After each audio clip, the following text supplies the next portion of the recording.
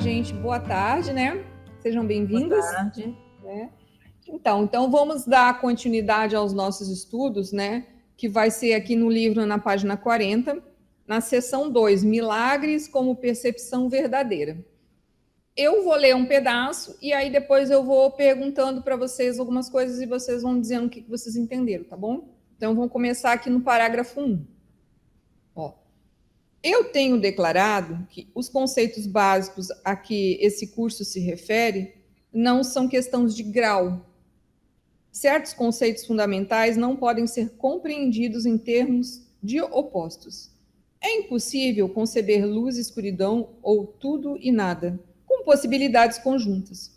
São todos verdadeiros ou todos falsos. É essencial que reconheças que o teu pensamento será errático até que um firme compromisso com um ou com o outro seja feito. Aí ele fala assim, contudo, um firme compromisso com a escuridão,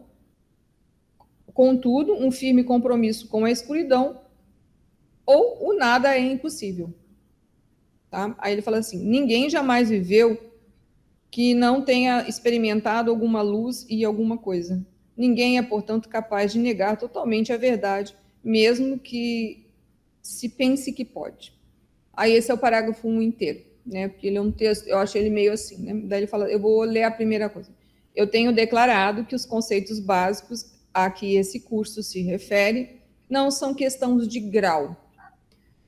Quando vocês ouvem essa palavra grau, vocês entendem o quê, né? Sobre isso, o que ele poderia estar dizendo aqui. Né? Ó, eu tenho declarado que os conceitos básicos a que esse curso, no caso do livro, né, se refere, não são questões de grau. A Kátia, por favor. Não será que ele não está falando que é assim, grau de conhecimento? Pode ser. Grau de conhecimento, eu penso. Né? Pela frase aqui. Conceitos básicos a que esse curso se refere não são questões de grau. Tá. Tem mais alguém que quer falar alguma coisa sobre? Então, aqui pode levar a muitos conceitos com relação, pelo menos, penso ao mundo do coletivo e até ao mundo ligado à parte espiritual no sentido do conhecimento, né? Entenda o seguinte, aqui para eles, no livro, a gente vai ver um pouquinho mais para frente, mas a palavra conhecimento, ele seria mais ou menos como a ideia de tomar consciência, né? Então, assim, quando ele usa aqui o conhecimento, né? Porque a gente às vezes pode ligar de outra forma o conhecimento àquilo que você sabe, né? Na verdade, aqui a palavra conhecimento no livro ela é maior. O conhecimento é quando você experimenta a verdade. Pelo menos é assim que eu tenho entendido. Pode ser que depois a gente tenha que mudar um pouco isso aí, o que eu estou explicando, né? Então, são coisas diferentes, né? Mas vamos botar aqui. Eu vou colocar daí a ideia conhecimento intelectual, porque daí a gente separa a ideia conhecimento que tem no livro e a conhecimento esse ser ligado ao mundo coletivo. Então, normalmente, no conhecimento intelectual, nós temos graus, né? A gente vai para o colégio, vai para a faculdade, pode fazer pós-graduação, né? Então, nós colamos graus, né? Eu acho que seria mais ou menos assim, né? Então, eu entendo aqui que a questão aqui, que, segundo eu entendo, né? Ele está dizendo que não há necessidade de você ter muito conhecimento intelectual para se usufruir desse livro. Conhecimento intelectual é saber tudo, ter lido tudo, ou ter experimentado muitas coisas nesse mundo da mente, né, comum, para você, na verdade, entender o curso. É assim que eu mais ou menos entendi essa ideia do grau. Pode ser que mais para frente fique diferente. Se alguém quiser fazer um comentário, eu não sei também, eu acho que foi assim que você entendeu, né, Kátia? Bom, então vamos lá, ó. Certos conceitos fundamentais não podem ser compreendidos em termos opostos.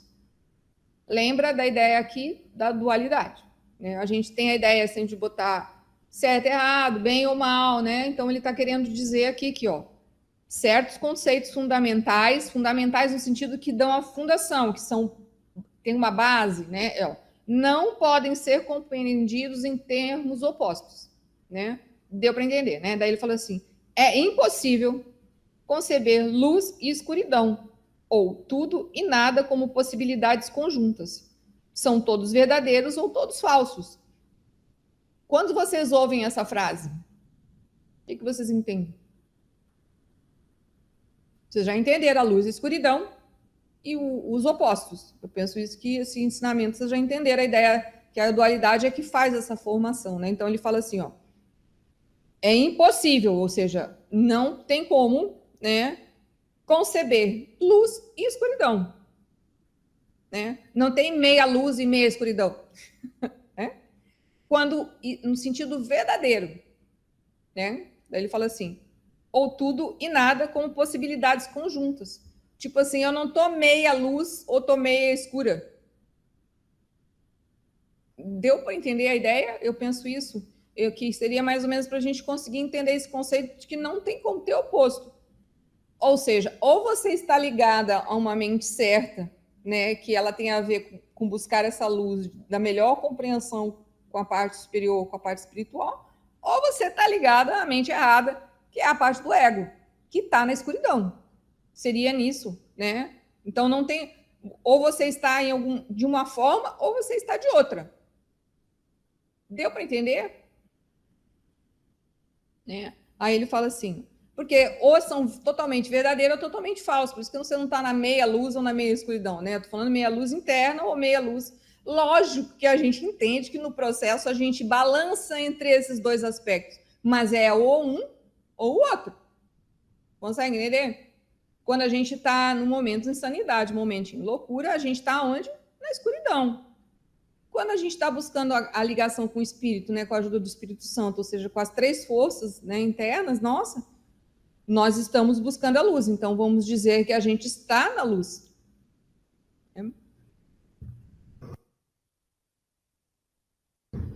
Alguém quer fazer um comentário? Só um momentinho.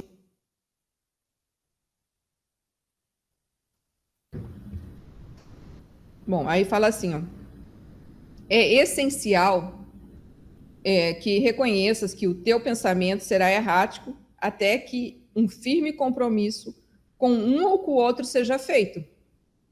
Aí talvez entenda a ideia da mente aí que eu acabei de falar. Ou você se compromete em ter pensamentos ligados à mente certa, ou você se compromete a ter pensamentos, né, errados com a mente errada. Seria meio isso. Tem um negocinho na garganta, aquela coceira. Então, vamos lá. Daí ele fala assim, ó. Contudo, um firme compromisso com a escuridão ou o nada é impossível. Daí ele fala assim, ninguém jamais viveu que não tenha experimentado alguma luz e alguma coisa. Tá dando para entender esse texto? Né? Ninguém é, portanto, capaz de negar totalmente a verdade. Né? Por que a gente não é capaz de negar totalmente a verdade? Vocês já pensaram nisso? Mesmo que pense que pode. Sim, uma reflexão sobre essa frase, ó. Ninguém jamais que viveu que não tenha experimentado alguma luz e alguma coisa. Então ele fala assim: ninguém é, portanto, capaz de negar totalmente a verdade, mesmo se pensa que pode. Nerilene? Microfone. Eu acho assim, que essa questão aí é porque, na essência, nós somos um ser divino, né? Por mais que a gente não esteja alinhado com o divino em nós, né? Mas sempre tem uma coisinha boa em nós. Quer dizer, um ruim, ele não é ruim totalmente. Eu lembro até de uma frase que alguém fala assim, uma pessoa que se diz que ela é ruim, malvada, ela vai gostar de alguma coisa. Ela pode ter virtudes ainda, seria nisso, né? Ela vai gostar do parceiro dele também que é malvado, da companheira que também é malvada, né? São pessoas ruins com o mesmo. Vai ter ali, então, a pessoa por si, ela não é 100%. Nem tem jeito de falar que um ser criado por Deus, mesmo em desalinhamento, não pode soltar umas faíscas de coisas boas, né? E a partir do momento que nós vamos nos alinhando, essas faíscas vão aumentando, né? De coisas boas. Eu acho que essa frase é mais ou menos isso aí, assim, no sentido de ninguém, como é que é? Repete bem a frase de novo. Ninguém é, portanto, capaz de negar totalmente a verdade, mesmo se pensa que pode. É, porque lá no fundo, todo mundo, apesar de ser ruim, tem uma coisinha boa. Porque, assim, para a gente entender melhor, ligado ao livro, porque todos nós somos filhos de Deus. Somos essência divina. Todos nós somos essência divina. A gente não pode, entre aspas, negar a nossa paternidade. Não pode negar. Uma vez eu conversando com um jovenzinho, ele falando que não acreditava em Deus, eu falei, não importa se tu acredita em Deus ou não. Isso não importa, as coisas não mudam. Nós somos criação divina e pronto, acabou. Né? Agora, se Mesmo você acredita ou não acredita. Pode, né? E você acredita ou não, isso aí não vai mudar. Na verdade, se percebe ou não, né? É porque a gente não se dá conta, a gente não percebe isso, né? Então, é que assim, aí a gente vai entender um pouco da ideia da questão do grau e da ideia de que ele estava falando para frente. Muitas das coisas que nós achávamos que eram certas para nós, mesmo ligada a essa ideia do autoconhecimento, elas não nos abriam uma luz interna. Entende? Elas enchiam, às vezes, a nossa mente de informação, né? Nos deixava até, às vezes, um pouco mais insano ou ignorante do que nós já éramos e não nos trazia luz. É nessa ideia aqui. Então, o que acontece? Então, às vezes, a pessoa tem... Por isso que é aquela coisa, ela tem até uma crença espiritual, mas ela não é verdadeira. Ela não é verdadeira porque ela não ilumina por dentro. É nessa ideia, né? Porque existem equívocos ali, equívocos daí a ideia do conhecimento, equívocos de percepção, que impedem ela. É a mesma coisa, por exemplo, dentro de livros como a Bíblia, por exemplo, existem conhecimentos reais e verdadeiros, mas muitas pessoas os usam de forma invertida, de forma a levar para uma escuridão maior. Por mais interessante seja, e não, esse não seria o único livro, tem muitos livros, né, ensinamentos que são reais, mas por equívoco de percepção, por equívoco, porque tanto às vezes quem passa e tanto quem está lá acaba se emaranhando numa escuridão. E aí aquele famoso ditado, eu rezo e parece que mais assombração aparece na minha vida, né? Aí você se dá conta que tem alguma coisa está errada. Por isso que ele fala que chega uma hora que você pensa, né, que é verdade, mas não é. Né? É meio nessa ideia. Pelo menos é assim que eu entendi. Se alguém quiser fazer algum comentário. É a questão do amadurecimento do ser, né? A gente vem de várias e várias reencarnações, vivenciando várias realidades, né? Ou seja, religiões, conhecimentos, culturas, né? E nós estamos envolvidos por pessoas, né, por realidades que às vezes nos levam a pensar de forma equivocada, né? Se você não se decidir por uma mente certa... Olha assim, contudo, um firme compromisso com a escuridão ou nada é impossível. Aí de rezo e rezo e mais assombração aparece, aí continua, Helena, eu te atrapalhei. Pois é.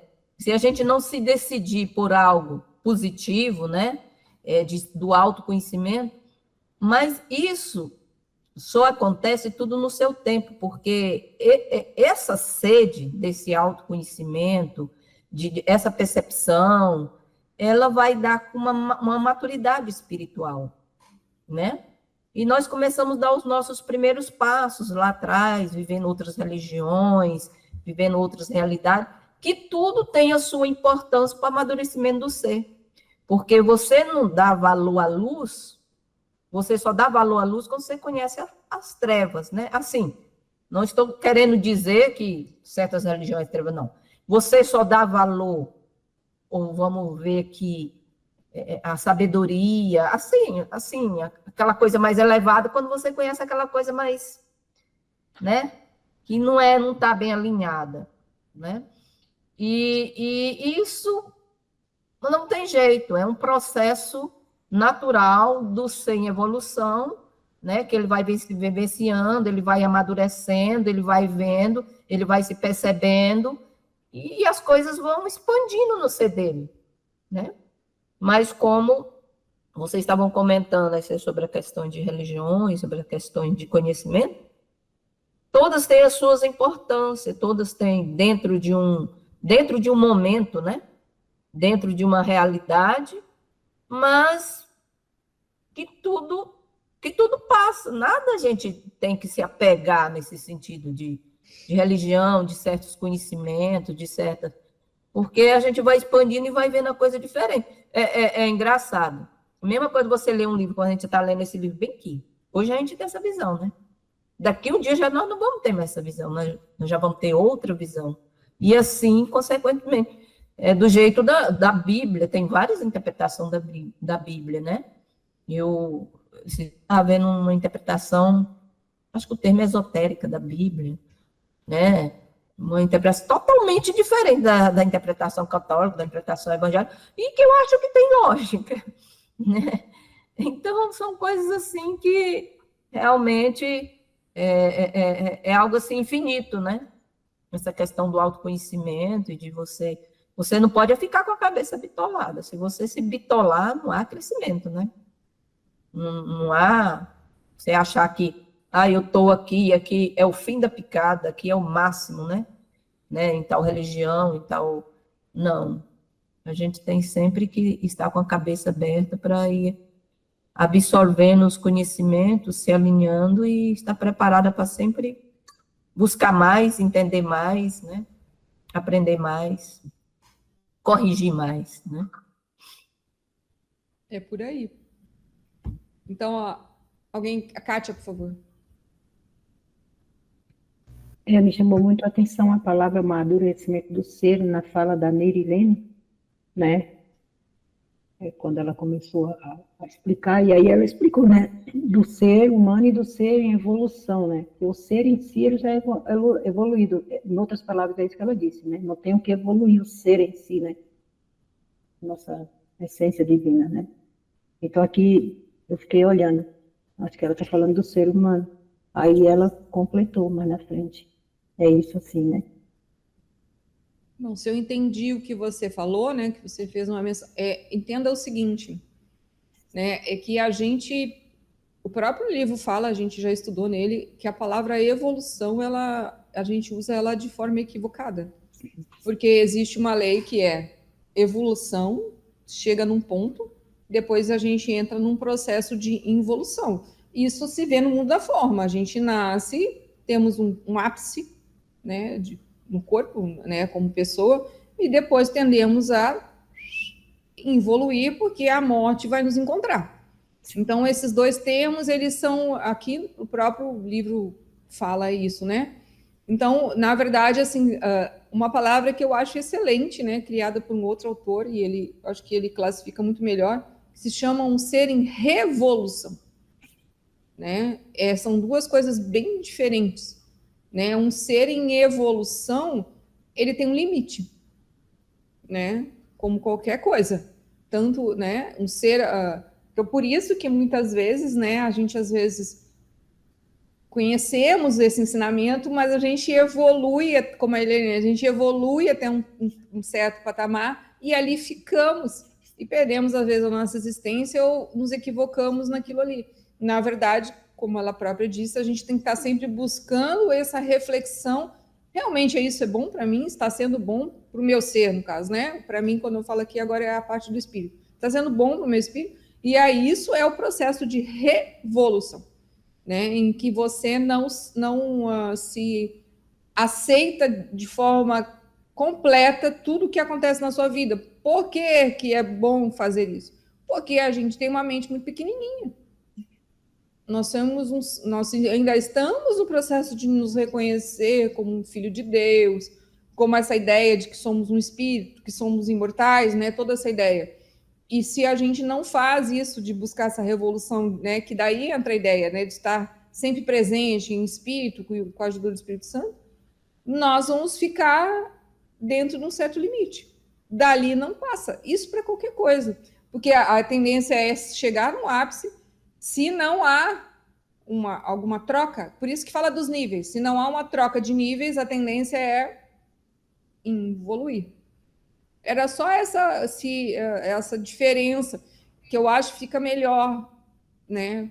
Mas isso é... Né? Eu entendo quando a Nerilene fala a palavra evolução, porque ela é uma palavra que muitos de nós usamos dessa forma, é como se fosse a evolução fosse algo eterno. Não, ela não é eterna.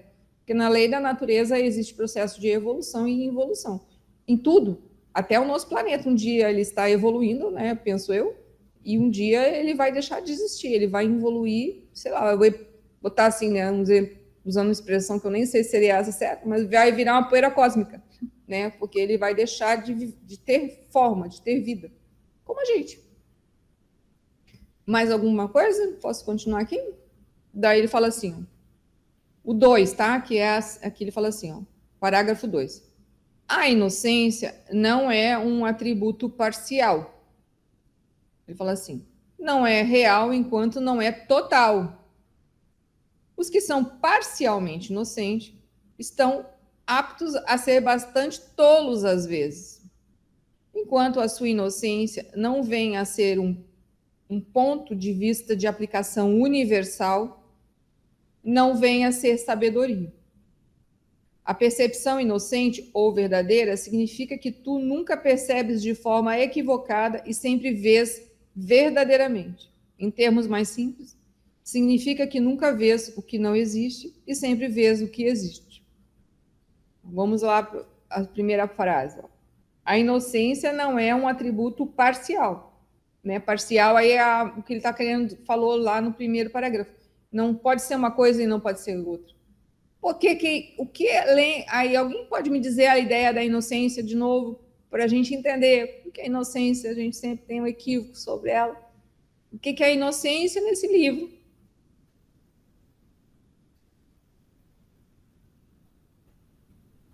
Quando eu não estou inocente, eu estou me sentindo como, gente? Culpado. Exato.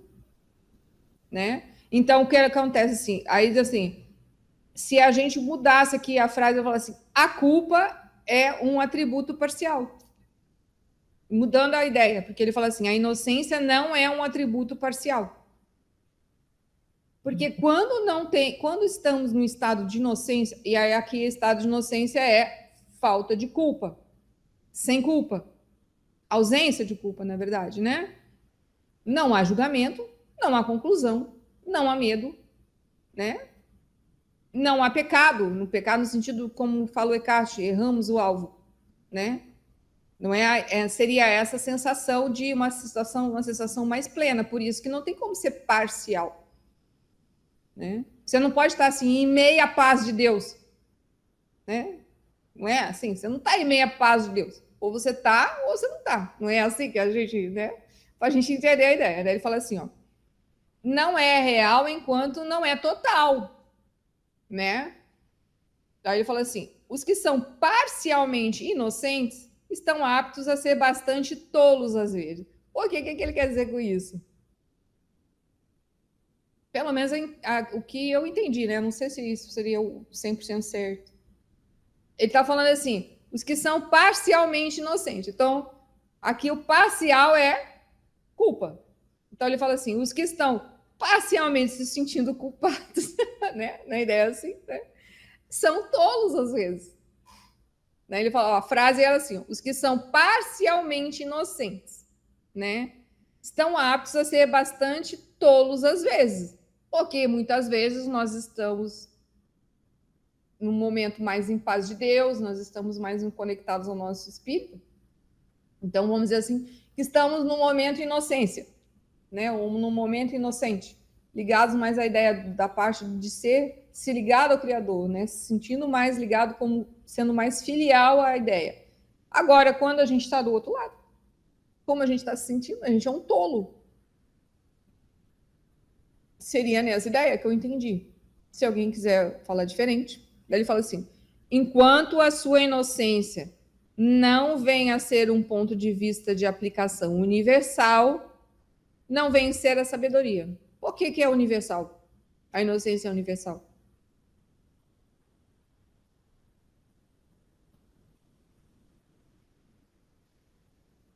Porque a gente olha, vamos dizer, para o nosso grande universo, né? Que seria, vamos dizer assim, dentro das nossas possibilidades, botando assim, botando um espaço dentro do nosso planeta Terra. Nós nunca somos imparciais, nós sempre tomamos partido de coisas. O planeta é bom, o planeta é ruim, as pessoas são boas, as pessoas são ruins, né? Aí a gente entra em todos os níveis de tudo que está acontecendo. Então ele fala assim, ó: enquanto a sua inocência não venha a ser um ponto de vista de aplicação universal, né? Então o que acontece? A gente tem que olhar e perdoar tudo o que vemos, todo o nosso universo, né? Até é por isso que talvez o nome daquele livro do Gary Renard é O Desaparecimento do Universo, porque nosso mundinho pequeno pensa no universo pititico, né? Aquilo que a gente vê, ouviu, né? Ou acha na nossa mente, entre aspas, criativa, né? Então por isso que ele fala assim, ó: enquanto a sua inocência não venha a ser um ponto de vista de aplicação universal, ou seja, por isso que somos todos um, né? Não venha a ser sabedoria. Daí ele diz assim: a percepção inocente ou verdadeira significa que tu nunca percebe de forma equivocada e sempre vês verdadeiramente. Como é que é esse processo? Como é que é na prática? Que ferramenta se usa para poder mais ou menos chegar nesse estágio que ele está falando assim, ó? A percepção inocente ou verdadeira significa que tu nunca percebe de forma equivocada e sempre vês verdadeiramente. Aí ele explica assim, em termos simples: significa que tu vês o que não existe e significa, em termos mais simples, significa que tu nunca vês o que não existe e sempre vês o que existe. Como é que a gente faz isso, gente? Com a mente errada. É porque a gente está na mente errada. Quando faz isso. E como é que a gente usa a mente certa? Quando está ligado, conectado com o Espírito Santo, com o ser. Essa coisa também que você está falando, eu abri, depois fechei, porque você deu continuidade, eu não quis cortar seu raciocínio. Essa coisa de hora a gente está, vamos dizer, na escuridão, eu esqueci as palavras que você usou, e hora está na luz, vamos dizer assim, hora está na culpa e hora está na inocência, né? Isso aí que você falou. Eu acho que também é muito porque a gente está sujeito à dualidade, a gente está sob a dualidade. Então, a gente surfa, né, nessas duas ondas, vamos dizer assim, na esperança da onda perfeita. Ó, surfista, até parece que eu surfo. Essa foi boa. Mas não é. A gente tá voo sempre, perfeito. Não é, a gente está sempre na esperança da onda perfeita, ou seja, a onda perfeita é a que está ligada, que vai terminar as trevas, a culpa, né? Está na inocência mesmo. Mas essa dualidade a qual a gente está sujeito, a gente ora surfa aqui na culpa e ora surfa ali na inocência. Eu acho que é bem por aí. É por isso que, e aí eu penso que conforme a gente vai pegando o seu gancho, surfando, né, nessa mente certa, aí vem a ideia que ele está falando, nós vamos adquirindo a sabedoria. Né? Então, é por isso que ele fala em níveis e por isso que ele fala em grau, né? Ou seja, aí no caso assim, podemos subir um nível altíssimo no momento X, porque não nos deixamos nos levar pela mente errada, como podemos um nível baixíssimo por conta da nossa falta de inocência, ou da sensação de culpa, né?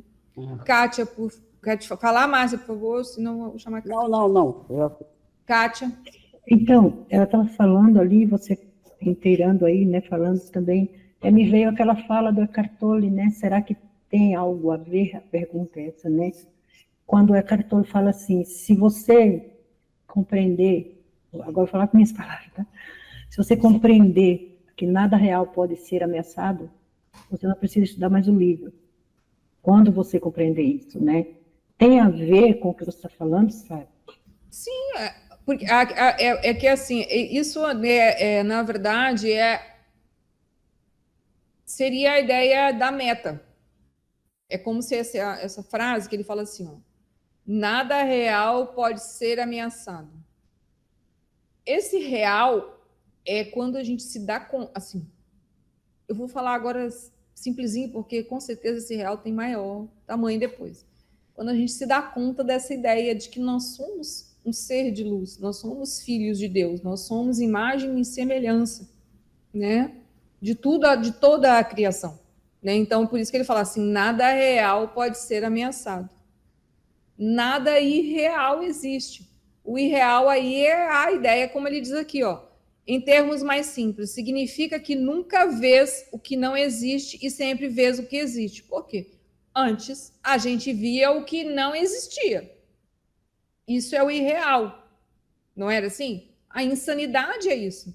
Isso é a sensação de estar vivendo um mundo ilusório. Aí ele fala assim, ó, aí quando a gente entende que nada real pode ser ameaçado, o que acontece? Ele fala no final, nisso está a paz de Deus.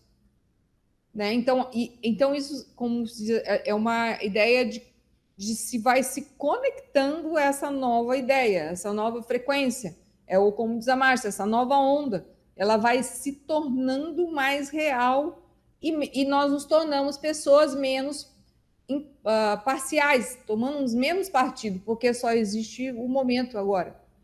Por favor, Nerilene. É interessante isso aí, Sara, você está falando. Quando nós tomamos a decisão de querer, né? Quando ele fala assim, porque não tem, como é que é? No estudo atrás falou bem assim. Contudo, um firme compromisso com a escuridão ou nada é impossível. Porque quando nós tomamos esse compromisso e realmente nós queremos e conseguimos um estado de consciência dessa mudança, eu quero é a luz, eu quero é o bem, eu quero o equilíbrio, eu quero é a harmonia. O real? Né? A partir do momento que você fala isso para si mesmo, por exemplo, eu estou cansada de viver essa mente, né? Essa mente estável, essa mente que me faz sofrer, essa mente, né? Quando você toma esse estado de consciência, aí você começa, como a Márcia falou, você começa a surfar mais, apesar da dualidade, mas você começa a surfar mais, né? Nesse lado, né? Porque o seu querer é tão grande, apesar de todas as nossas deficiências, que você começa a se perceber, né? Falou, ó, essa energia aqui não tá legal, eu pensei assim, eu agi assim, isso aqui não tá legal, né? Como é que eu posso melhorar nisso? Aí a gente busca, como a gente está buscando um estudo desse, as meditações e as outras ferramentas. E aos poucos vai chegando, como você falou aí, essa energia ela vai aumentando. Ela vai aumentando. Foi assim que os mestres, que hoje nós admiramos, né, conseguiram, né? Eles também foram como nós, né? E essa energia vai aumentando, e aí, Márcia, daqui um dia nós estamos surfando só na onda perfeita. Na onda perfeita, sabe? Isso veio muito poético. A ideia veio assim do nada, é engraçado, né? Agora, eu acho também, acrescentando o que a Nerilene falou, que a gente vai se corrigindo, sabe? Isso aí eu acho muito importante. Quantas vezes eu me pego julgando? Eu falei, não, está errado, não tem que julgar, né? Quantas vezes eu olho para determinada situação, eu estou ali querendo encaixar, botar numa prateleira, eu falei, não, puxa o freio, entendeu? Então, eu acho que isso é que vai ajudando, a gente vai se lapidando, né? Quando a gente começa a se corrigir. É porque eu lembro do Joy falando que nós somos viciados em certa energia, né? Por exemplo, a energia do julgamento, né? Uhum. Às vezes, quando você estuda intelectualmente falando, não julga, né? Às vezes você não julga, não falar assim, pá, né? Mas julga lá na mente, né? Hoje nós já estamos percebendo que nem na mente a gente tem que julgar, não é? Exatamente. Então, e aí você vai começando, não, essa energia de julgamento, não estou mais afim disso, não. Cada um vive como pode, age como deve, cada espírito tem o seu caminho, né? E assim são outras coisas. Aí, na verdade, é um vício, né? Na verdade, é um vício. Inconsciente é um vício, uma energia não legal, né? Assim como o julgamento e outros vícios que a gente tem. E aí você vai vendo que essas energias não são... Eu não estou afim mais disso. E aí você vai deixando, aos poucos você vai deixando. Né? Mas o importante é que a gente já começou a se observar, né? E esse livro aí é só aperfeiçoar esse processo, né? Esse livro vem ajudando muito nesse sentido, né? Da gente se ligar, né? E se corrigir. Ele é muito bom, esse livro, muito bom mesmo. Eu amo muito bom. Deu? Deu. É bem isso que vocês falaram, ó, só para entender aqui, né? O que vocês comentaram aí, ó. Enquanto a sua inocência não venha a ser um ponto de vista universal, não venha a ser sabedoria. Então, como a Márcia falou, eu de vez em quando eu me pego julgando. Não tem que julgar nada, né? Ou seja, nem do lado de fora nem do lado de dentro, né? Então, e aí é um ir e vir o tempo inteiro, né?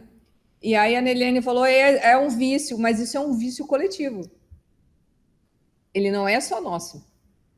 Por isso que nós estamos nesse estado, né? Essa ideia equivocada de que o ego é terrível dentro de nós, né? A gente, como dá muita importância ao que passa na nossa cabeça,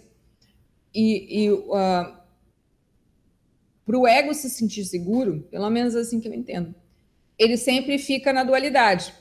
E dentro dessa dualidade, ele procura a melhor forma de pensamento egóico que se encaixa para ele, né? E aí nós nos viciamos em ser dessa forma. Então, para tudo, nós temos uma explicação. Para tudo, nós temos um ponto de vista. Enquanto a gente estiver vivendo dessa forma, né? E isso inclui tudo. A forma externa, né? Como tudo tem que funcionar. E isso é o mais grave, porque né, é difícil, às vezes, a gente entender isso, mas se o momento político está ruim, nós não precisamos discutir ele na nossa mente. A gente já viu que ele está ruim. Não precisa muito mais, né? Sei lá, na nossa família está complicado, a gente não precisa justificar porque o pai bateu, porque a mãe foi omissa, ou porque foi ao contrário. A gente já entendeu. É simples assim. E aí a gente ou às vezes numa situação mais presente em espírito, a gente, no caso da família, né? Do mundo eu acho mais difícil, mas a gente pode às vezes entrar com alguma coisa pessoal, uma sabedoria ou um conhecimento nosso, ou simplesmente perdoar aquilo que nós estamos vendo e sentindo diante daqueles fatos, daqueles acontecimentos. É muito diferente quando a gente... Isso se tornar imparcial. Pelo menos é assim que eu entendo. Porque é aquilo, essa coerência, essa paz de Deus, ela te deixa calmo e tranquilo. Porque você está mais centrado. Quando ela balança, algo tem ali. Então, algo tem que ser observado, visto, percebido, né? E perdoado. É nessa ideia. É só complementando o que vocês falaram, mas é mais ou menos assim. Então a gente tem que a gente demora um tempo para entender isso, que é ser imparcial, não tomar partido, né? E olha que a gente às vezes tem bons pensamentos, né? Tomamos partido com bons pensamentos, mas eles também não são reais. Por isso que ele fala assim, ó, Em termos mais simples, significa que nunca vês o que não existe e sempre vês o que existe. É muito simples. Se nós vemos duas pessoas brigando que nós não conhecemos, né, brigando de conversa, xingando, falando aquela coisa, né, não estou se pegando brigando de tapas e beijos, né, mas brigando, discutindo, furioso, né, a gente observa aquilo. Já no nosso estado hoje, a gente só vai ver que é uma briga, não é?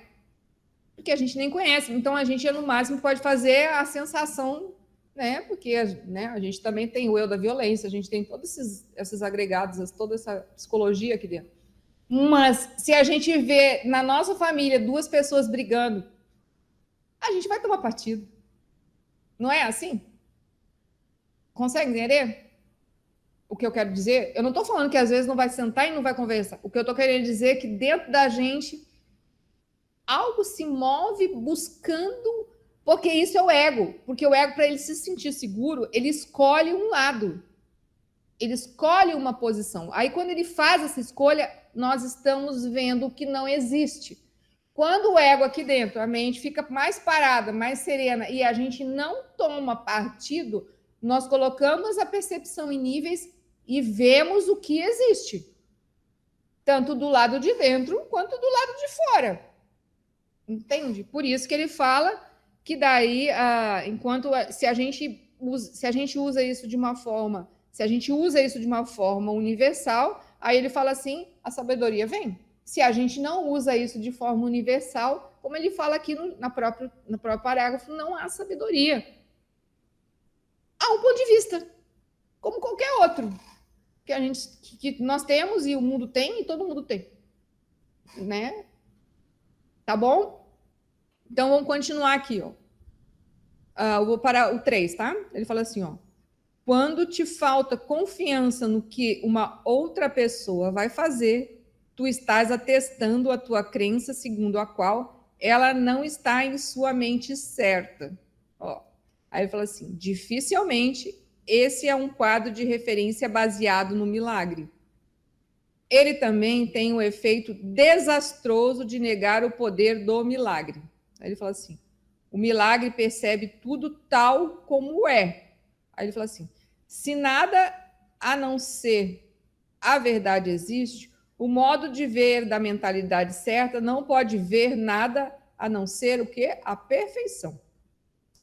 Eu tenho dito que só o que Deus cria ou o que tu crias com a vontade tem qualquer existência real. Isso, então, é tudo o que o inocente pode ver. Eles não sofrem de percepção distorcida. Mais ou menos esse parágrafo complementa o que eu tentei explicar, né? Mas vamos pegar ele, ó. Quando te falta confiança no que uma outra pessoa vai fazer, tu estás atestando a tua crença segundo a qual ela não está em sua mente certa. Vocês conseguem entender isso? Quando te... Neilene, por favor.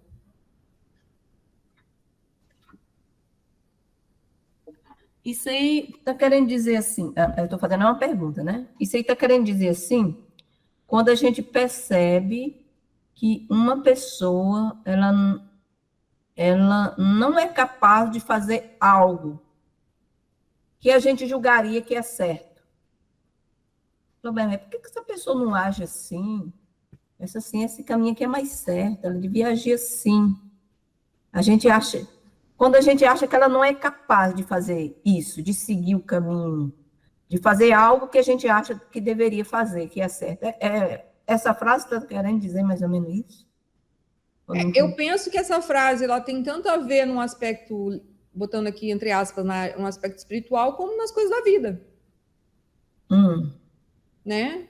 Isso acontece muito, assim, eu não sei, né? Mas eu vejo, às vezes, que muita mãe, às vezes, toma a criança em si, ela quer fazer alguma coisa, ela quer fazer tal coisa, e a mãe, ou o pai, ou quem está educando, toma a frente, e muitas vezes impede ela, porque acha que ela é incapaz. Não dá nem a oportunidade nela, para ela fazer aquilo, né? E na parte espiritual fica mais ou menos da mesma forma. Então, a gente, nesse caso, a gente está vendo a pessoa com a mente errada, né? A gente está vendo, nesse caso, está vendo com a mente errada, porque a nossa mente deveria, quando visse uma pessoa assim, ela é um ser divino, ela é capaz. Mesmo que eu acho que ela não é capaz, mas se Deus colocou ela em uma situação, ela é capaz. Só se ela não se alinhar, mas ela é capaz. É que assim, lógico que às vezes, né, tem umas coisas absurdas que algumas, principalmente criança, quer fazer. Mas às vezes é só explicar. Mas às vezes a gente só fala não, porque você é pequeno, porque você não pode. Né? Isso começou conosco, e é assim que é conosco, e é assim que a gente age adulto. Né? A gente, os limites que foram colocados, né, para nós, às vezes eles não foram explicados, não foram resolvidos de uma forma amorosa. Né? É um não pode, não tem que ser assim, tem que ser assado. Né? Ditado, sem explicação, sem entendimentos, entende? Assim, eu estou tentando botar uma ideia na nossa infância, que a maioria de nós mais ou menos segue uma linha mais ou menos parecida, né? E aí a gente leva isso para a vida adulta, e aí a gente age com o próximo da mesma forma. Sabe e agimos conosco da mesma forma. Eu estou colocando isso aí devido a uma experiência que eu tenho vivido, e eu me questionei muito. Falei, meu Deus, por que essa situação vem para essa pessoa? E eu cheguei até a me confrontar com Deus, né? Assim, por que Deus botou essa situação na mão dessa pessoa? Se essa pessoa age desse jeito, entendeu? Olha a minha... Depois eu estudando, a Márcia falando desse livro, esse livro é realmente maravilhoso. Eu estudando esse livro, né? Eu passei muito tempo com esse conflito com essa pessoa. Meu Deus do céu, uma situação dessa, a pessoa devia fazer isso. Por que Deus colocou? Aí eu falei bem assim, não.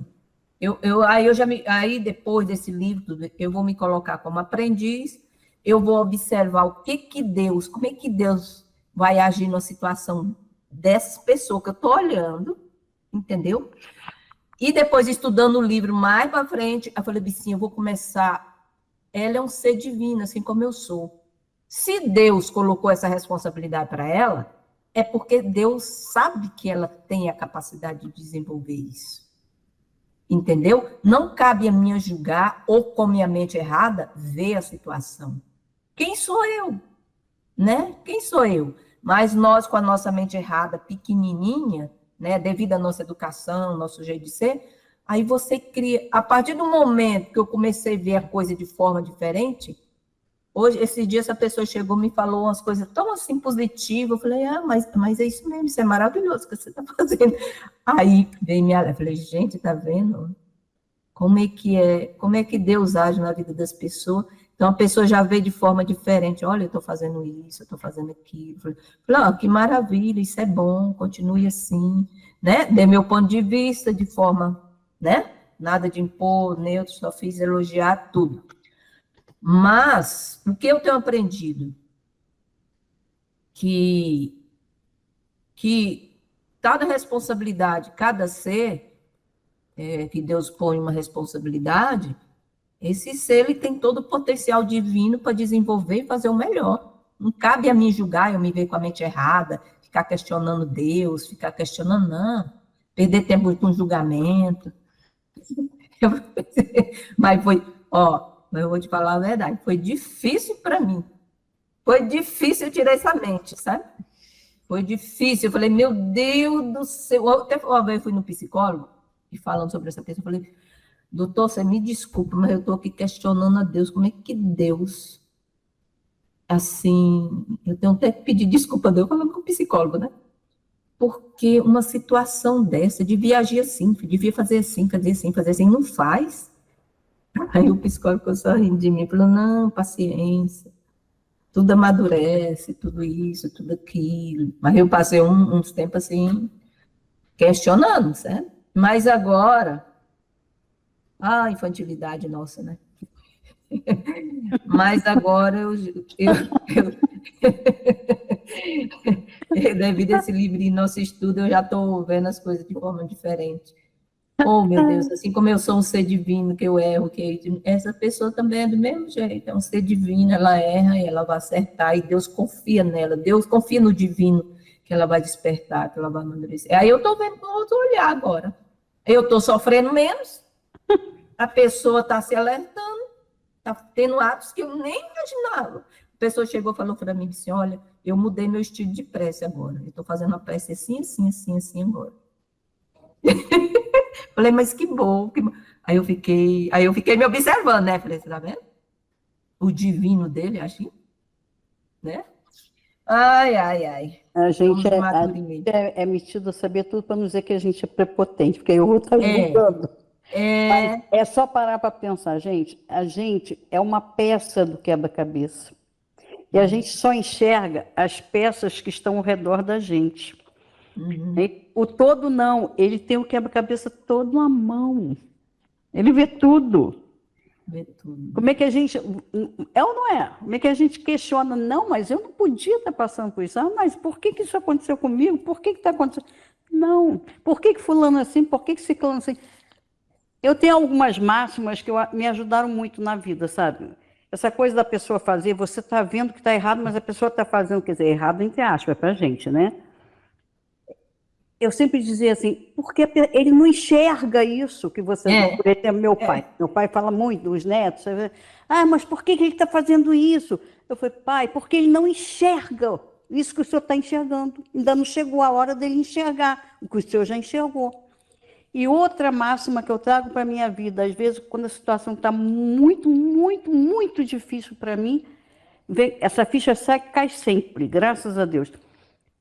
Por trás de tudo, absolutamente tudo, existe um grande propósito que a gente não enxerga na hora. E isso me ajudou bastante.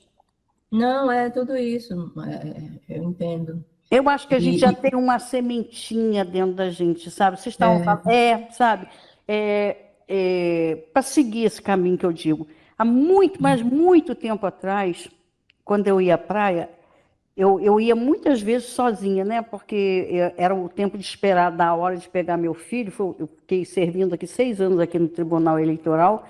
Aí eu levava ele de manhã, aí ia para a praia, caminhava, fazia exercício, aí depois sentava um pouquinho, só para dar aquele meio tempo de eu ir buscá-lo de novo. Então, muitas vezes eu peguei a praia cheia, eu ficava olhando assim, eu estava sozinha, observando, as pessoas não conversam sobre ideias, isso há muitos anos atrás, gente, não é agora não. Elas estão sempre falando de alguém, sempre, sempre. Ah, porque ela, você viu o que ela fez? Ah, mas eu não agiria assim. Mas olha o que ela fez, olha, e ele, olha só. Gente, eu parava. Quer dizer, eu acho que essa sementinha, aquilo já começou a me incomodar. Gente, mas isso é coisa de 20, 30 anos atrás. Aquilo já me incomodava, entendeu? Ficar falando da vida dos outros. Eu não tinha nenhuma base de nada de que a gente está estudando hoje, mas isso já me incomodava. É por isso que eu digo, eu acho que a gente já tem uma sementinha ali que já estava brotando, incomodando o que a gente... Tem que mudar, né? Não é? Eu acho, eu não sei. Não, mas é isso mesmo. Eu sempre falo assim, que Deus olha as coisas de cima para baixo, né? Quando a gente tem aquela visãozinha limitada, assim, ele olha as coisas de cima para baixo, vê tudo, né? Tudo. E essa visão, né, que é grandiosa de Deus, e que nós, com as nossas limitações, achamos que sabemos tudo, ou seja, acha que nossa maneira de pensar é a máxima, né, o certo. Só sei que esse estudo tem me ajudado muito nessa questão de relacionar, de conviver, né? É isso aí, tá joia. É por aí mesmo a nossa conversa. Ó. Ali, com relação ao que você comentou dessa pessoa aí que você disse que deu um atritinho, né? Por que houve uma mudança? Porque você mudou o seu campo e mudou o campo dela. Você passou a vibrar, né? Ou a entender de uma outra forma. Então você tira aquele véu da frente. Isso que, né? Isso com qualquer coisa. Porque, por exemplo, assim, né? A maioria dos problemas que os casais têm é por conta disso. Porque a gente quer ou que o nosso marido ou a nossa esposa seja como a gente quer. Exatamente. E isso é o gravíssimo problema dos relacionamentos afetivos, amorosos, né? No caso de entre homem e mulher, ou entre um casal, né? Entende? Então é isso. Quando a gente deixa de querer que o outro seja como é dentro da nossa mente, acabou o problema. É muito simples. Pode parecer que na hora a gente pensa assim, não vai dar. Imagina, eu vou deixar ele fazer assim, ou vou deixar ela fazer assado, ou não deixar, né? Ou sei lá, né? Mas quando a gente vai se permitindo deixar que isso aconteça, nossa, muda muito. Né? Só o pensamento, o fato de você não pensar e não concluir, não julgar mais aquela pessoa, mudou o campo. Mudou a sua vida e mudou a dele. Entende? Por isso que a gente pode mudar o mundo. Que nem eu já falei. Se todo mundo aqui um dia, né, o mundo inteiro, sei lá quantos bilhões aí, não sei quanto que a gente anda, tivesse 30 segundos de reflexão, assim, né?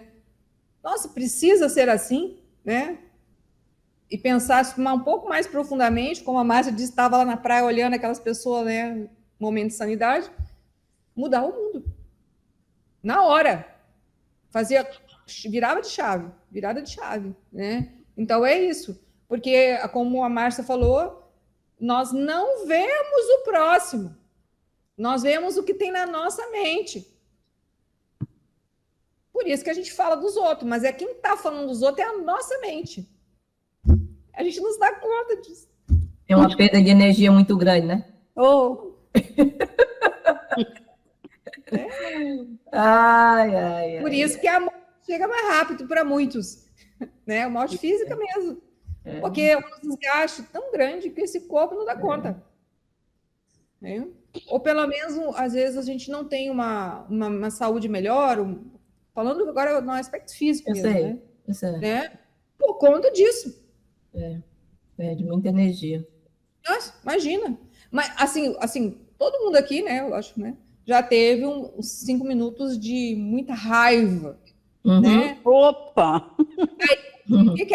Aí a sensação, tempos depois, parece que tem um certo vazio. É como se a gente tivesse jogado todo aquele veneno para fora. Mas depois existe a sensação de prostração. A gente fica exausto. Se sente incapaz. Né? A gente não se dá conta disso. Aí imagina isso full time, né? Full time no sentido, porque não é só raiva que a gente sente, né? A gente sente muitos sentimentos negativos durante o dia por conta da mente errada, né? E aí é por isso que não sobra energia. Quando a gente começa a usar esse aspecto da mente certa, nós somos capazes, às vezes, de chegar no final do dia com o corpo levemente cansado por conta de que ele já gastou uma certa energia, mas a gente está se sentindo bem mentalmente, mais tranquilo, emocionalmente mais tranquilo. Agora a gente vai ter que repousar porque o corpo precisa dormir, mas parou aí. Né? Não é aquele exausto, porque hoje em dia muitas pessoas elas não conseguem até dormir por conta disso. Por conta que além, né, às vezes, de uma vida frenética, de muitas coisas, de trabalhar muito, né, o aspecto da forma, tem a mente junto. Aí quando ela deita na cama, ela não consegue relaxar. Ela não consegue, não para. Continua.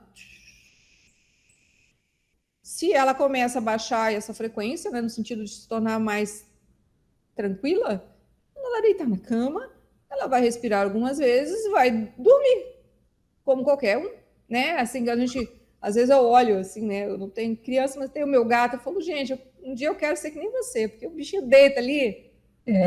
Gato é gostoso. Né? Eu falo, nossa, coisa maravilhosa, né?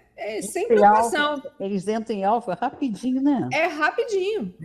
Né? E é assim que a gente deveria ser. Na verdade, a gente poderia passar muitas horas do nosso dia em alfa, porque tem horas que nós não precisamos estar com a mente acelerada, né?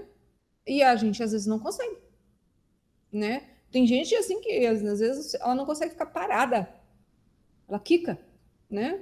Isso é gravíssimo para ela, né? Entender que eu tô falando gravíssimo por quê? Porque ela está completamente identificada com os seus pensamentos, com os seus sentimentos, tudo que está aqui, do ego, da segunda natureza. Aí ela começa a quicar. É tanto pensamento que ela tem, a pessoa às vezes, né, tem, né, que nem eu disse, bater a cabeça na parede para né, porque não consegue, Então, isso é o processo equivocado que a maioria das pessoas vive hoje em dia. Né? Nós também ainda temos muito isso, não é mentira dizer que não. Eu, pelo menos, posso falar por mim. Né? A minha internet está picotando? Foi, ela deu uma travada. Você sumiu aqui para mim, não sei se é a minha ou a sua. Voltou. Não, para mim não. Então é a minha. Tá. Então é isso. As pessoas elas não conseguem hoje em dia se sentir tranquilas, né? Por isso essa tranquilidade ela existe, ela está aqui dentro, mas você tem que buscar, né? E quando você começa a provar, por isso que fala que nada real pode ser ameaçado, porque isso é essa sensação, essa paz de Deus, ela mostra isso para nós, né? Que é possível estar sereno, né? Sereno não é que a gente tem a ideia de que sereno é um pouco como se a gente se tornasse mais estúpido, mais complacente. Não. Sereno é você estar presente ali e você tem sempre a melhor, consegue fazer sempre a melhor escolha diante de um fato, de um acontecimento. Pelo menos aquela dentro da verdade que você conhece. E isso faz muita diferença, né? Aí olha aqui, daí quer falar, Nele? Não. Bom, aí ele fala assim, ó. Dificilmente esse é um quadro de referência baseado no milagre, né? Quando ele fala assim, ó, quando te falta confiança no que uma outra pessoa vai fazer, tu estás atestando a tua crença segundo a qual ela não está em sua mente certa. Daí ele fala assim, dificilmente, né? Esse é um quadro de referência baseado no milagre. Quando a gente faz isso, não vai acontecer milagre. Quando a gente era o meu caso. Ele também tem o efeito desastroso de negar o poder do milagre. Aí foi o que você fez, você deixou de lado e aí você percebeu uma mudança para melhor. Bem ou mal, pode ser que não seja um milagrão, mas foi um milagrinho, né? Uhum. Aí ele fala assim, o milagre percebe tudo tal como é. Daí ele fala assim, se nada a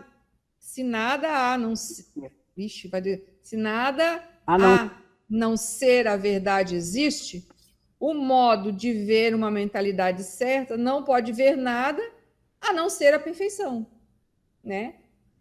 Entende? Aí a perfeição não é a perfeição da forma, mas é a perfeição ligada ao aspecto divino. Uhum. Como a Márcia chegou a pincelar em algumas frases que ela colocou aí, que ela usa na vida dela, né? A gente vai percebendo isso. E isso se torna muito mais verdadeiro na nossa vida do que aquilo que a gente tem na nossa cachola, né? Aí ele fala assim, eu tenho dito que só o que Deus cria ou o que tu crias com a mesma vontade tem qualquer existência real. Eu acho que deu para entender esse pedacinho, né? Ó, eu tenho dito, que, né? Aí no caso aqui é o Cristo, entendo assim, ou o Espírito Santo, depende, né? Que só o que Deus cria, ou o que tu crias com a vontade, né? E aqui essa vontade está ligada à parte do ser, né? À parte do espírito, né? Letra maiúscula, inclusive. Tem qualquer existência real. Certo, né? entendi. Aí ele fala assim, isso então é tudo o que o inocente pode ver. Eles não sofrem de percepção distorcida, né? Então, por isso que podemos melhorar a nossa vida, por isso que fala-se criar uma nova vida, né? Mesmo estando na mesma casa, no mesmo país, casado com a mesma pessoa, tendo os mesmos filhos e os mesmos amigos e estando no mesmo trabalho. Vocês já se deram conta disso? Sim, sim. Essa frase é muito bem feita. Eles não sofrem de percepção distorcida, até porque a percepção perfeita da mente certa não existe sofrimento, né? Muito. Exatamente. Como eu parei de sofrer com a situação que eu estava vendo lá do outro, né? Olha, falei, não, ele é divino e Deus, quem sou eu? Ele é divino e Deus confia no divino dele. Quem sou eu para não confiar? Entendeu? E desliguei. Falei, ele é divino e pronto, tá bom. Deus sabe o que tá aí. E me desliguei. Quer dizer, procurei ver ele com a mente perfeita, né? Sim, porque se mudando você a vibração. usasse a sua mente anterior, né? Como às vezes eu estava acostumada com uma situação dessa, você estaria se achando melhor que ele, a pessoa. Não é? Não é assim? Né? Porque a gente sempre tende a fazer isso, né? Porque o ego, ele gosta de ter uma certeza dentro da mente. Esse é o nosso grave erro, né? Grave erro, sim. Né? Então, é bem por aí mesmo. Né? Mas como somos aprendiz do universo, né? Estamos aqui. Mas eu, como você falou, assim, pelo menos na minha parte, né? Eu penso que de vocês e de outros que também estão estudando, nossa, quanto sofrimento sumiu. E sofrimentos idiotas, ignorantes, assim, sabe? Sofria por coisas que não tinham nada de real. É isso que é mais incrível. Aí a gente vai entendendo quando ele fala do real e do não real, né? E aí a gente vai aprender, aí essa ideia, né? Essa sabedoria, essa inteligência divina, ela vai fazendo parte do nosso dia. E esse que é mais incrível, né? Daí por isso que você começa a criar esse vínculo com ela e você começa, como você disse, entrega para Deus. Mas não é uma coisa que não é lá fora, mas tá tudo integrado. Você e Deus são um, né? É nessa ideia. A gente tem que ter uma sabedoria enorme no questão do ajudar. Primeiro, você só ajuda quem quer ser ajudado. Quem não quer ser ajudado, você já pode deixar ele seguir seu caminho. E se a pessoa quer ser ajudada, você ainda tem que ter sabedoria em ajudar. Não carregar ela, outra coisa. Às vezes a experiência que eu vivi, né, que me ajudou, não é a que vai ajudar ela. Talvez a escola dela é outra, né? Então, realmente é um processo muito interessante esse, é o ajudar com sabedoria, ter sabedoria. Você tem que se alinhar com o Criador e ver, só, meu pai, que posição tem que tomar nessa situação? Se a pessoa quer ser ajudada. E se ela não quer ser ajudada, você tem que ficar na sua, confiar e entregar para Deus mesmo. Né? Isso é muito interessante, essa questão do ajudar, porque a gente tem uma tendência, né, de querer o melhor para o outro, né? Mas a gente não, essa questão do melhor para o outro... da gente. Mas é o nosso melhor, gente. Essa semana eu tive até assim, um meio que atrito com meu pai por causa disso, que depois que ele falou de um neto, aí ele, eu não sei agora como é que eu posso ajudar. Eu falei, quem? Aí ele falou, o fulano. Eu falei, pai, só tem que ajudar a si próprio, pai. Mas isso é muito egoísmo. Olha o equívoco, gente. Não, Sabe quantos anos tem meu pai? Vai fazer 94, dia 5 de janeiro agora. Idade quer dizer alguma coisa? Nada. Não. Eu, se é egoísmo, estou sendo muito egoísta ultimamente, porque, olha, tudo para mim aqui, daqui para frente, principalmente depois desse estudo, juro. Primeiro eu não posso ajudar ninguém, desculpe, Neilene, não é crítica nenhuma em cima do que você está falando, eu entendi perfeitamente sua colocação, mas eu penso assim, eu não tenho condições de ajudar ninguém porque eu preciso muito de ajuda. E eu tenho que me ajudar, ajuda no sentido de eu mesma me ajudar, entendeu? E ele não entendeu isso que eu quis dizer. E ele está cego, gente. O glaucoma comeu as vistas dele todinho. Ele não foi cego, a vida toda ele enxergou. Aí eu disse, pai, o senhor está num momento único, para pensar nisso. Sabe, o senhor não está vendo, então o senhor tem que olhar para dentro. Ele está querendo olhar para fora, que sem poder até no físico mesmo, entendeu? Você está entendendo o que eu estou falando? Eu acho, hoje em dia, ajuda que eu estou falando, ajuda nesse sentido mais interior, né? Eu não tenho condições de dar a ninguém, porque eu estou precisando, eu estou me ajudando no momento. E eu vou sempre me colocar em primeiro lugar agora, gente. Não, poder até ajudar o próximo, entendeu? Mas, Márcia, essa questão, quando você começa a se ajudar, a se alinhar, consequentemente, indiretamente, você começa a ajudar o outro. Entendeu? Só com a questão da vibração, da sua forma de agir. Eu falado, uma vela Entendeu? ilumina, no escuro ilumina muito, né? Não é isso? Esse Ou acende alinhamento, outras velas, né? Uma coisa assim, né? É porque assim, essa questão essa questão do ajudar, porque a gente foi educada através de uma linha na questão do ajudar. Mas, às vezes, nós esquecemos primeiro em ajudar a nós mesmos, que a gente tem que se alinhar primeiro, ter um equilíbrio, ter uma harmonia, e, naturalmente, as coisas vão acontecendo. Quando a pessoa está aberta a ser ajudada, que ela procura algo, tanto material como espiritual, se ela estiver aberta, você mostra o caminho para ela. Se ela não estiver aberta, você não tem jeito de enfiar na goela da pessoa, você tem que... Quer dizer, esse é o grande erro. Né? Você fala, você tem que seguir aquele caminho, você tem que fazer isso, você tem que fazer aquilo, você não faz isso. Meu pai fala assim, porque essa que é a verdade. Gente, eu falo muito do meu pai porque é quem eu bato o maior papão, apesar dele, né, da idade dele, mas ele tem um cabeção, e apesar dessa, né, toda a limitação, entre aspas, que quem sou eu para dizer que meu pai é limitado, ele tem um cabeção, e é a pessoa que eu mais converso, entendeu? Eu ia falar uma coisa, perdi o raciocínio, gente, horrível isso, né? Porque no vácuo. Eu entrei para falar, né? Eu estou me sentindo assim, cair no buraco. Saco. Eu vou lembrar, quando eu lembrar eu falo. Então, já sei. Ele fala assim, não adianta a gente ficar aqui discutindo para quem está querendo dizer que eu estou certo e você está certo. Eu falei, não, eu não estou aqui para isso, nem estou aqui com esse propósito. Eu quero estar certa para mim. Não quero estar certa para ninguém. Aí ele fica calado. Ele se cala. Tá certo. Mas isso aí já é um amadurecimento, porque de primeiro a gente queria que estar certo o outro, né? Com certeza. Entrava em debate, tudo. Agora não. A gente já não perde mais energia com isso. Então, essas coisinhas que a Sara fala, que a gente para de sofrer, é sofrimento tolo.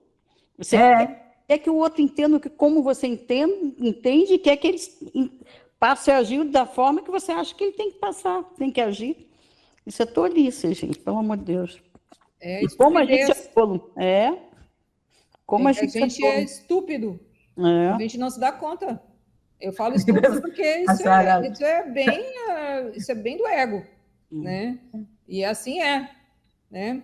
E aí, só lembrando, né, algo que você comentou, Márcia, e também um pouco a Nerilene, isso tem o terceiro compromisso, não levar nada para o lado pessoal. A impessoalidade, gente. Olha, eu vou te falar um negócio.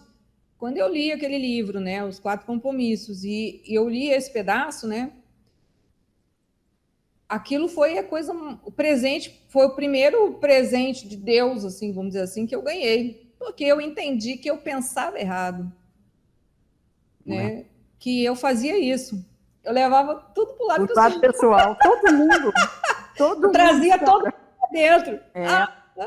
Aí agora não. A pessoa lá, eu aqui, né? Somos seres, né? E eu não preciso trazer a pessoa para dentro de mim, né? Quando eu falo para dentro, porque eu trazia ela do jeito que eu tinha, que eu achava que ela tinha que ser. Do jeito que tinha que funcionar, né? Como foi falado. E isso está equivocado.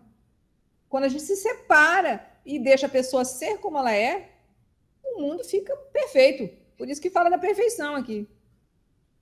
Consegue entender a ideia? Nossa, eu tirei tanta bagagem emocional e mental dentro de mim, simplesmente o dia que eu entendi, né? A palavra impessoalidade foi um presente divino para mim. Eu agradeço demais, né? Tem que agradecer ao autor, né? Dom Luiz. Muito bom. Tá bom, gente? A gente vai encerrar. Aí eu queria agradecer a presença de vocês, né? Não só hoje, mas como durante esses vários meses que a gente esteve junto, né? Porque hoje é o nosso último encontro desse ano, né? Como eu já dei a explicação, a gente vai voltar no dia 10 de janeiro.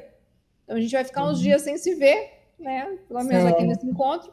Né? E um grande abraço para vocês, um Feliz Natal, um próspero ano novo, né? A gente não vai poder deixar de sair do mundo da forma, né? É isso né? mesmo. E que novas possibilidades, infinitas possibilidades venham a nós nesse novo ano. Amém. Tá bom? Um Amém. grande abraço e muito obrigada. Desejo mesmo para vocês duas, Sara e Márcia, e todos os nossos colegas que aqui não estão, né? Feliz Natal, que o Cristo cada dia renasce em nossos corações, né? Amém. Muita força, equilíbrio, muito aprendizado interior, crescimento. Muitas fichas caindo, muitas fichas. Eu adoro. Quando cai uma... Eu mesma faço... Muitos Ficha caindo. downloads. É isso, muitos downloads. Isso mesmo. Tá Um beijo certo. grande no coração de E gratidão por tudo. Tá. Muito. Até 2020. Tchau, tudo de bom. Tchau. Um Beijo. abração para vocês. Beijo. Tchau.